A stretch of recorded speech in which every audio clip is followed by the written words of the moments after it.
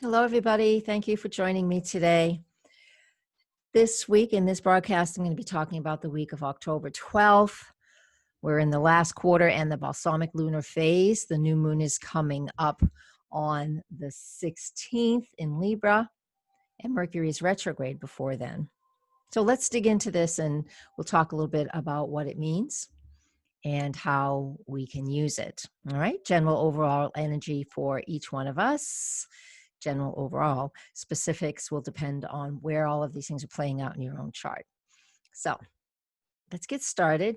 So here you can find me here. You can join my newsletter once a week. That goes out. And I know I'm not a massive marketer, so you'll only get once a week. You'll get the newsletter. And it's the written forecast. You can find it here as well. It is not verbatim as I say it here, because I write it out and then I talk about it. So let's talk about it now. So I want you to think about this. You know, we have the new moon on the 16th. Now, here in New England, it's at 3:31 p.m. on Friday, October 16th. So Monday through Friday afternoon, we have that moon. It's in the last quarter, but mainly it's in the balsamic lunar phase. So I want you to think this first, and then we'll get into some details. That lunar phase, that last quarter, is tying up lots of loose ends. And then when we get to the balsamic phase, which is going to be the last 3 days before the new moon, so that would be Friday, Thursday, Wednesday. So Wednesday, Thursday, and half of Friday. That last 45 degrees before the moon is new. Balsamic, that means we need to release things, and we need to take our time, and we need to slow down, and we need to go within. Funny, Mercury is retrograde on Tuesday. And so Monday and Tuesday, he's stationary. So he'll be stationary on Wednesday as well. So this plays into the feel of the whole week. Excuse me, well, I touched my nose. The whole week. And what does that mean? That means that this whole week, things are going to be slower. We may feel a little frustrated. We may feel stuck. And if that's how you're feeling, that's fine. Just go with it.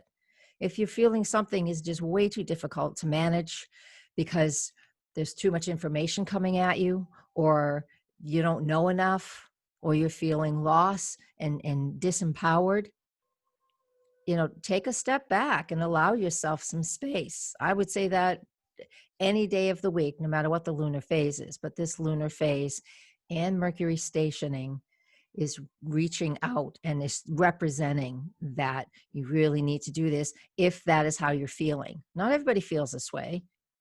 Some people just go and have absolutely, they're not conscious about how they need a break or how they need to slow down or how much better life would be if they slow down and process what's going on around them.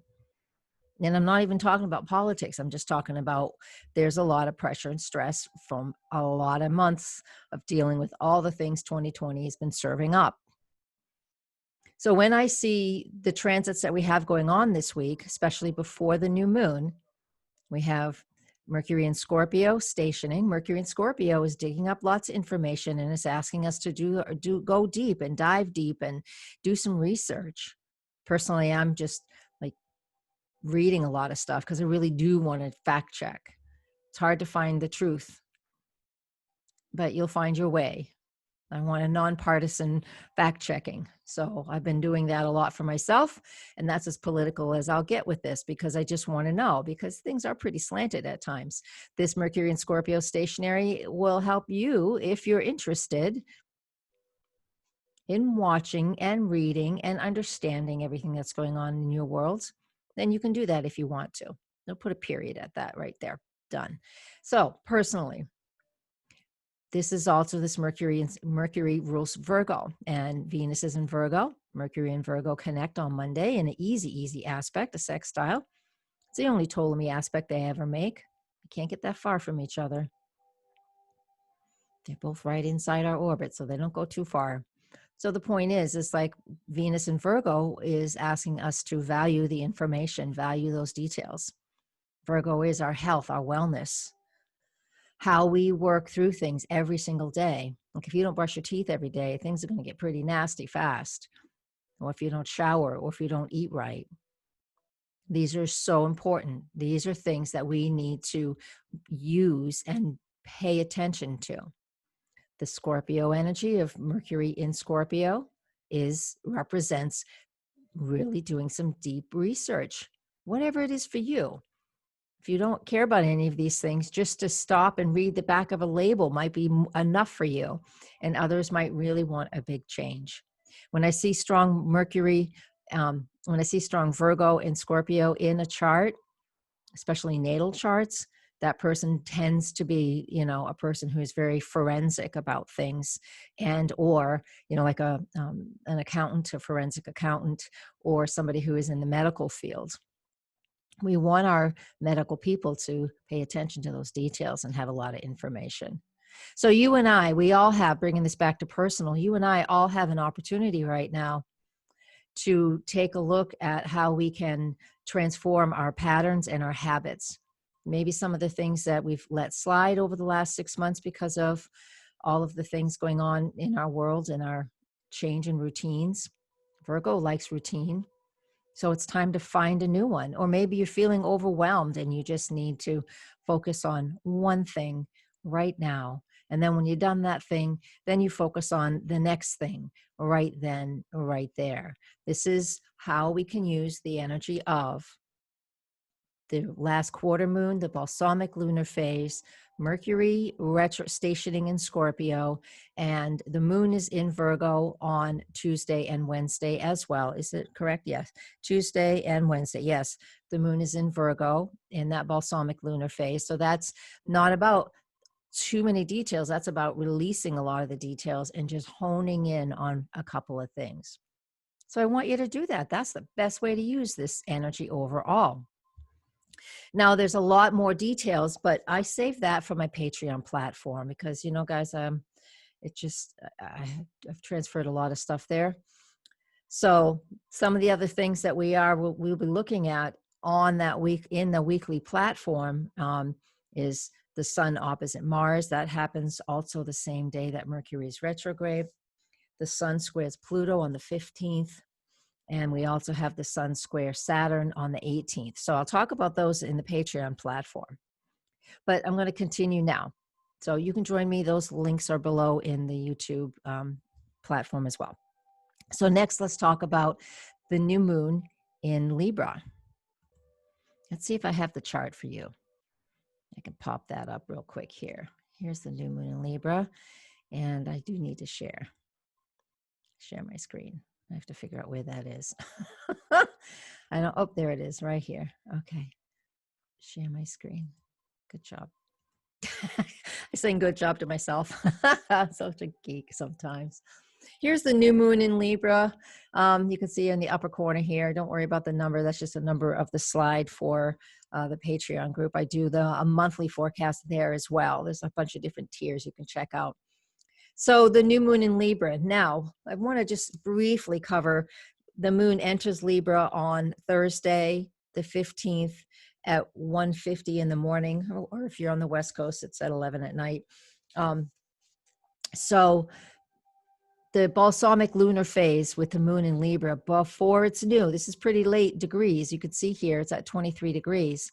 So when the moon enters the sign of Libra Thursday and almost all of Friday until this period in time, this new moon, that balsamic lunar phase, moon in Libra, is here to really show you what you need in regards to your partnerships and relationships, any of them. And when it's in that lunar phase, that means we're needing to assess and really focus in on what the situation is. Okay. Excuse me. So we need to let some things go before we get to this new moon on in the afternoon of the 16th, because here we're going to set new goals based off of the qualities of balance and harmony that we want to bring into our lives over the next lunar phase, and even that lunar phase family, which begins with the new moon and lasts almost 3 years. So before we get to this new moon, you take some time. Here's another way. This is what the lunar phase is about. This is what this whole phase is about, is releasing things, getting things off of your plate. So if you are very much out of balance in a relationship, whether it's, your love relationship, a partnership, a close friendship, business, whatever it is, then something needs to be addressed. That's one way this can manifest. Another way this can manifest is that, what was I going to say? I totally forgot what I was going to say. Oh, son of a gun. Let me stop my share. I forgot what I was going to say. Give me a second. Well, I don't remember what I was going to say, but we'll just go back to this. So that lunar phase, sorry about the blip, that lunar phase, balsamic lunar phase before the new, letting things go and releasing things. Oh, I know what it was. So if you've even been working on projects with somebody, or you're leaving a career and shifting to something new, or it doesn't even have to be completely personal. You could just be finishing up projects, working on projects with somebody, because that's work is like that. And then that project is over. And, again, while we have Mercury retrograde and that balsamic lunar phase, it's definitely about releasing things that we don't need anymore, and about, taking our time to really assess where we want to go from here. So that's that balsamic lunar phase. Now, this new moon represents that opportunity to dig in and set goals. So make sure the evening of the new moon, you don't have to do it exactly at this time, over the next couple of days while the moon is in Libra, right? And then the new moon phase will also be in Scorpio, but we have an opportunity to set some more new basic goals around, finding more balance and harmony. So in your life, and whatever that looks like to you. If you've been spending too much time alone, you might want to bring more people in, a safe manner, however that looks for you, or whatever. So if you're looking to partner up with people and begin new projects, you can set those goals. I recommend we wait on the initiating of them until Mercury is direct, and even Mars is direct.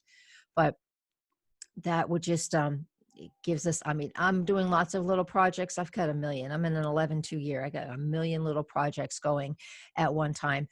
Some of them have a lot of tread and some don't. So I'm doing the best I can. And that's what we can do here as well. Who are you going to collaborate with? Who do you want to collaborate with? And start to just sort of address that process. This new moon is all part of the T-square with Mars. It's opposite Mars, and the Capricorn planets are in a square here. So we're really needing to address with this new moon, what is it that I need so I can then, work in tandem with others. But with Mars retrograde and Mercury retrograde, it could take a little while for these things to manifest. We may have a few false starts, but that's all right. You get those goals out there. Be general right now in your goals when it comes to this new moon in Libra. Okay. So I think I'm going to leave you with that. And I do talk more about that again in the Patreon. We hone in on the new moon, where it is in the patrons' charts, your charts. We do the same thing with the full moon. Once a week, we do a weekly focus. And once a month, I do a 2-hour recording on the month ahead, the astrological month ahead. So there's a lot of content there. So come and join me. It's minimal financial commitment, and it supports me since this is my living. And I appreciate everything that you guys do. Thank you for comment, liking, and sharing. And please come see me here. All right. Blessings. Namaste.